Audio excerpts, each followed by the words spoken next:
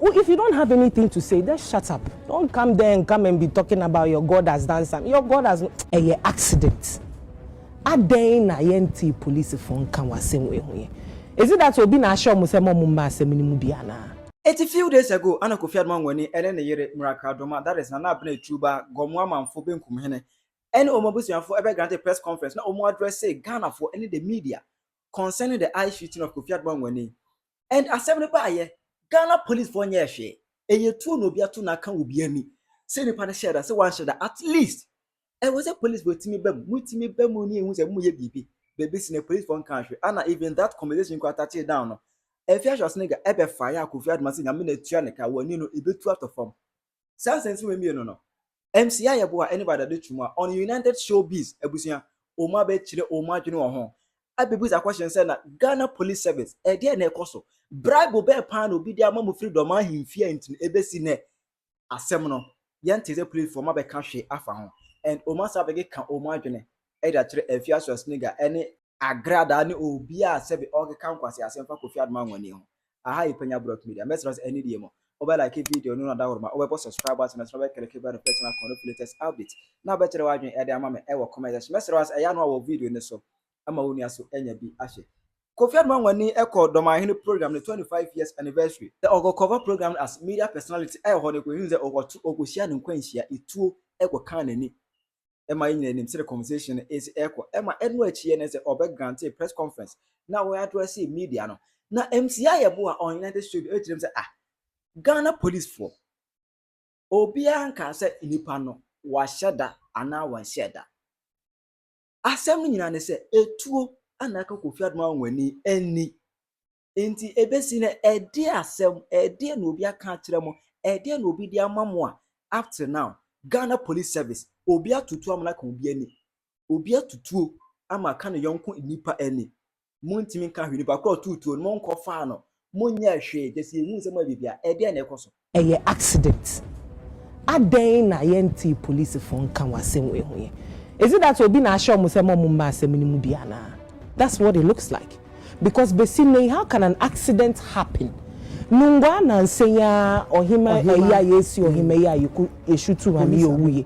Police memu ma onipa no suspect ye man remand e. Enti aden na we caught on camera, and this man to find him, it's not a big deal. Because enkrofo a etwa we hia ne enkrofo omunimo nipa wa tutuo no. Enti aden na yen to me pikin because sebe police ni kra ya ma no kwan so owo officer or cofield da or ye adwuma otuni tuo na sebe ekoku obi a wonam ne ba bi kra na ye be hwehwemu ye di mu hwehwemu aba na say eye court na be ko whatever it is no ye tumi aka asem na manakwa akosidie be say nti aden na be si nei ye hu police official statements via about this thing. We don't know if the guy has been arrested, if he's been picked up to be questioned. Absolutely nothing. Yente sheye sebi se krom ha ye we enya ahemfu ne bukuro yo emra wo krom ha ye de ye adwuma enti na we say police for to me acting on this thing as quickly as possible because me person megimedi say ye beka say ya afahye enti tutu e kan ho bi enti no de esi enye hwe eyetuo na yato enti se bia sebi mpredwasa anka papa efemu hwere ne nkwa ti anka ebeja amana kosa na say afahye bia se kra mu kotu bi sa amane kunwo bi ana meboa ekosi saying we cannot sit aloof and then we will watch this thing pass by ya yente Ghana police ehun kan wa asem we mu. It is not right. Because say ye nina ye ti ye ka say ye nina ye adwen na ye kire ye ni hobi ya hwe video de ba ye to me sigina ye nsi ni pise enye boapayo. We don't know. The police has to investigate and tell us because video na mashe. How do I know if the guy was not sent to shoot the guy? How do we know? We don't know. Oh, and there was a police for to me bem. Na omuhwehwe asem ni mu na yehu ne fapema asem ro ebe akosi na ne Yaa Yeboah enkasem e no betisi efiaso niggas onse na nsen we fresh bia Kofi Adoma wani beka saye no efiaso be ye live stream hu bebrebe afa ya Kofi Adoma e ka chese nyame na atua de ka nani no ebetu atofop onya hu hwe yankopon asese Kofi Adoma ani no efra o kire hu ma asem o beka ne yie was shy Sudemo. Amen. Huh? He did worse than that. All because I broke in his statement. Say what John Payne won. And the band fear attack him. Kofi Adoma was granted more than 700 interviews. And so I took my case to God. Me call mama let's take altar so. Na me call mama nye che nyankopon.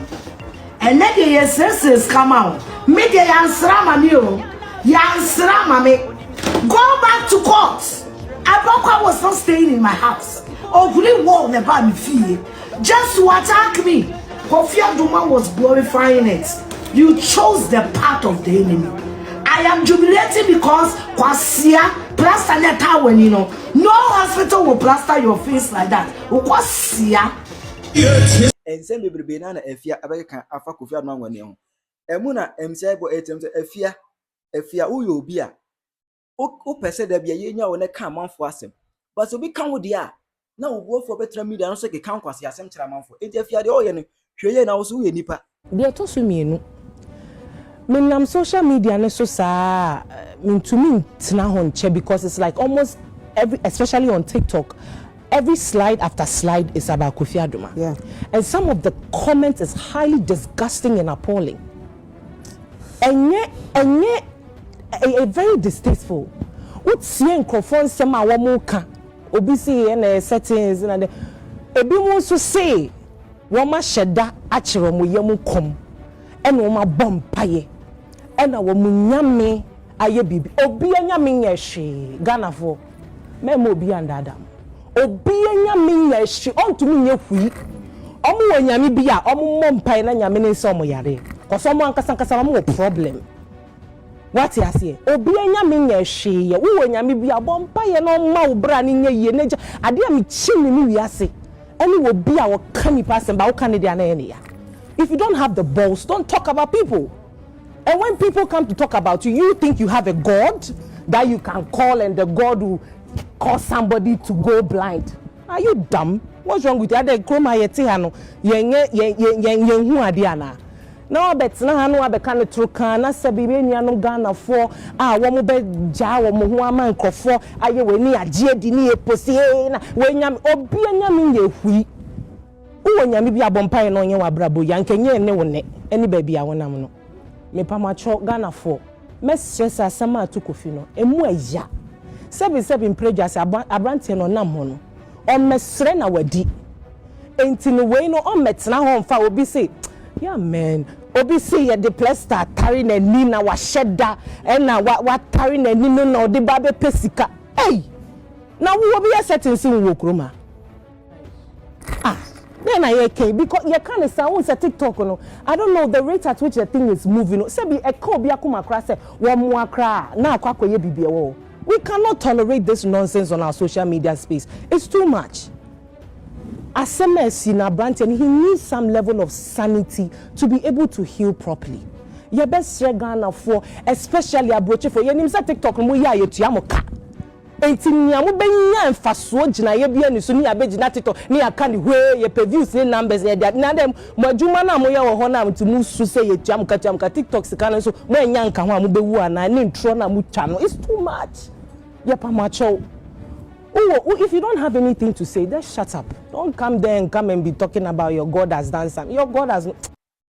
Hweye Afia na ye nipa enye nyame bia na atu obi aka nyame nya hwe wa wotan hu no ana the time Kofi Adoma ngwane na ma oyem kran hye ma enipa ma oyem hye ma nipa obi ani tu ozo ba tena ho live stream na wo ka de ope vada de twum a e kirim se ono se ne de hye pa na se ne busuani ana nka sa atoro nchim atuna anka doma hifie anka je se wachi efri nana so e de akosi akwa kro hifie nko be chi na to Yes.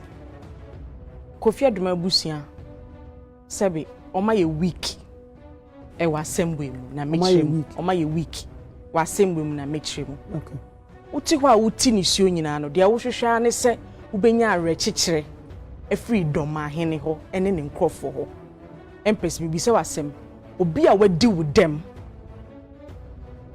ye hwehwa are chichire free sanipa ne ho ana sabi ukura wadwuma a wokoba wa employ nkrofo all of a sudden share to draw tiagu wenia say weni ni efra ne sa wo de wo ha na wisie keke krako weni ahwe se de si ehyehyefa na wuti honom esra rechichire by this time I won kwada senim.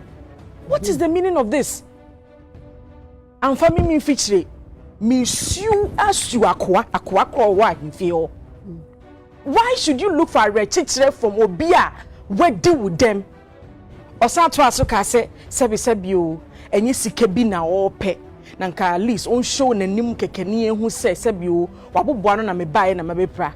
Edi enti na enye sike enti na o frɛ no wuti wo fie wo yarefa no obi beto atudrogu wani so enti maba wo fie maba waboboa no na bibi sei atome a sebi pania kra metokra no e wo se wo na wutiaka enti wo ho right say wo demand say wo fie na me ba ye enti se maba be pra e wo se wutia ho ka se enye sika na mepe empress ya boy e bra ti se sebi o opani endi for ye won sem bi wo ho a esi a metimi agina ho aka se nokre aha de opani endi for nti opani ampa wo chokrampo na fanisa ba we ye dem die a nipa hwe nanim anyina ho eni ba ko na anka no so a e kata me betina ha klasa prosifo sorry enye bibi but me hunu se busua no so emu omunan mu agogododo mun kenya mo ho na whoever has to face the law munye police for so far yentishi no investigation uko social media sisia there is a video a ewo hwa na Kofi Adoma nkasa ginemu a o kire mu se eba no kro ya wo hwa santeman a sebi omukro ye no konkan sen domafo na abunofo na nchichemu ewo montem because yenya any investigation na ya launch into assembly. This is a video a echo rounder amanfo gidi se sa kasa no a okoka ye ninti na ebia obi apuma ni tuo e dia bonani so we don't have any investigation e be kira semam ye hunu mu yiye oti wo se na gabi nya arechi o di arechi kire wo hwan ho opportunity ni ba ye say wo se nipa kro no oso mu nipa no tutuo no you could see in the video say Kofi gina wa wo came he didn't even look wa pusu wo se me twa arechi kire said ye benti now see you ni de no me blame Vincent ni too much because Kofi Adoma kwala Mubarak ebeye interview and wo kan ye say so far no angel for emfa emwabia emai and knowing he also 10,000 cities I think and omodiaba enti ono a onim se sa emwa omodia kono ebro so no me oye nipa definitely obeba out ababa be kasa sa hoden na mode gina CEO no so no monkope lawyer sue every human me say sue every human being na we deal with them ye kasa se nyame amfefie na de boni bi sia ye be san sinkonya apriare chichire biem na te say we terrorist we say me negotiate with a terrorist. You don't negotiate with terrorists. You understand? Until the family is being weak omun kenya omo na ye woni nkwa asem na ye ka ho asem sisi ano on the other go and go ti will be egu and on Thursday the Ghana Police Service ebesine mon kahwe mon ye say there mo ye no police service there mo ye no eni eya enti Vida Adutwumwaa any Yaa Yeboah o ma be fire Ghana Police Service ake come adwan kire efia sneaker concerning the eye shooting of Kofi Adoma Afia aha ayi Penyah media obetima kire wa adwene e wo comment section